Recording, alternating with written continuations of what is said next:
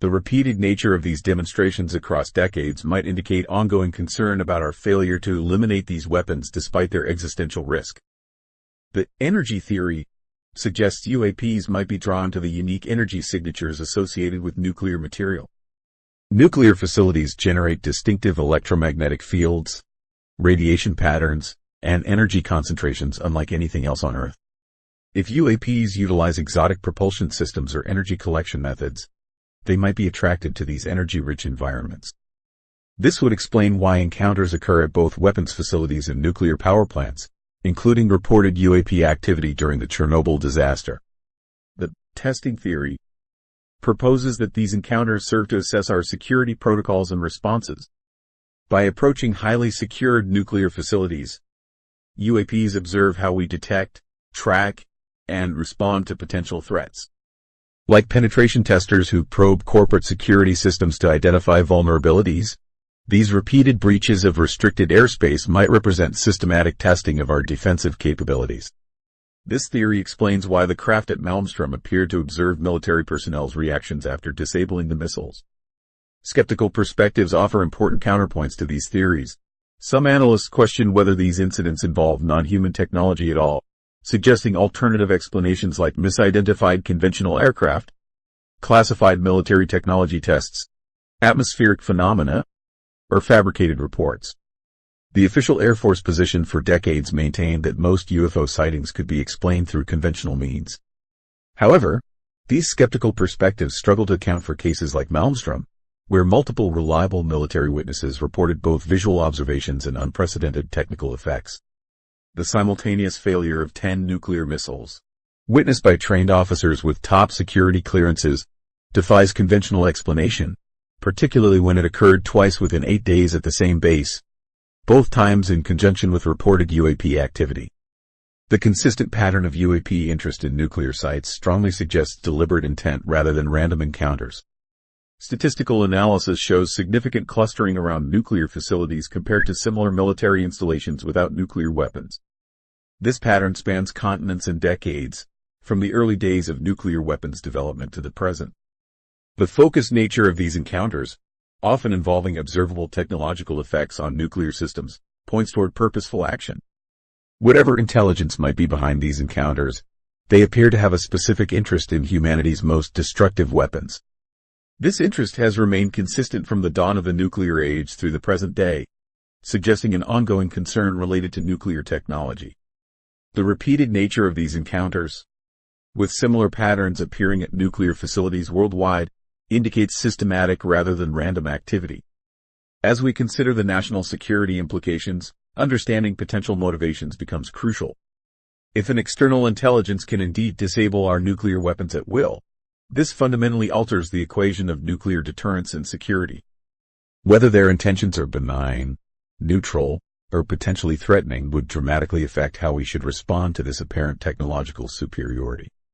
The consistent interest in our nuclear weapons suggests that whatever these phenomena represent, they consider humanity's nuclear capabilities national security implications and the vulnerability question. Continued attention. The national security implications of the Malmstrom incident extend far beyond a single isolated event at one Air Force base.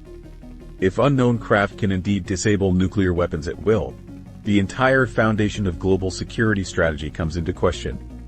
Nuclear deterrence theory, the backbone of international security policy since the 1950s, fundamentally relies on absolute certainty that weapons will function when needed. The moment that certainty disappears, the stability of nuclear deterrence begins to crumble.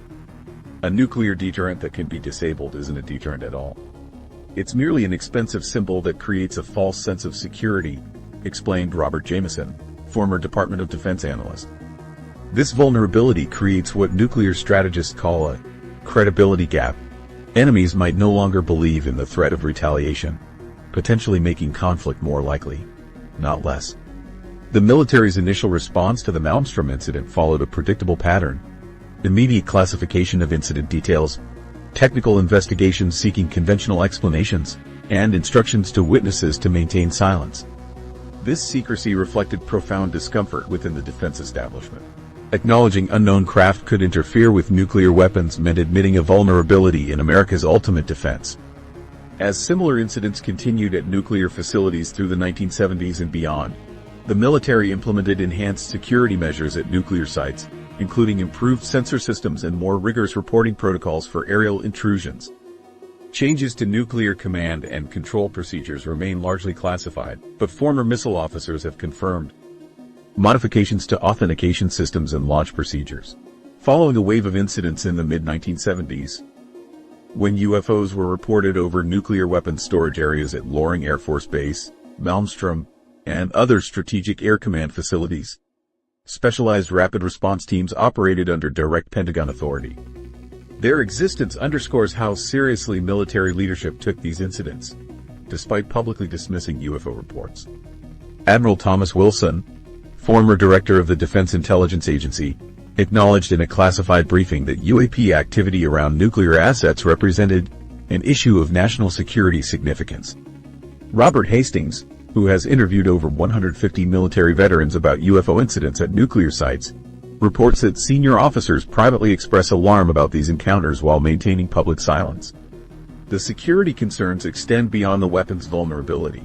If an adversary nation discovered a method to disable American nuclear weapons, the strategic balance would shift dramatically.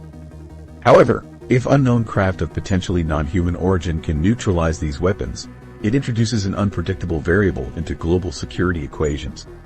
National security frameworks have no established protocols for responding to technological capabilities that exceed all known human development. Former missile officers who served after the 1967 incidents have confirmed enhanced physical security at missile sites, improved electronic monitoring systems, and modified alert response protocols. These changes reflect a military attempting to address a threat it couldn't publicly acknowledge. While specific modifications remain classified, they likely included new verification systems to confirm missile readiness, altered communication protocols during suspected intrusions, and contingency plans for responding to widespread system failures like those observed at Malmstrom. Evidence suggests a global pattern. Former Soviet military officers have reported comparable encounters at their nuclear facilities during the Cold War.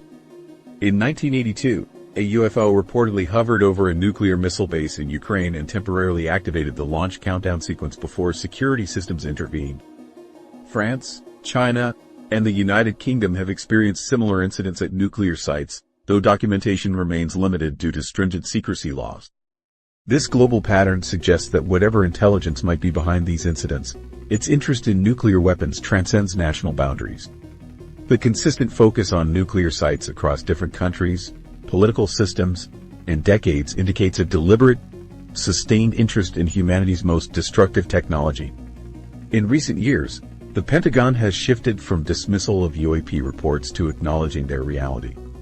The establishment of the All-Domain Anomaly Resolution Office, AARO, represents formal recognition that these phenomena warrant serious investigation.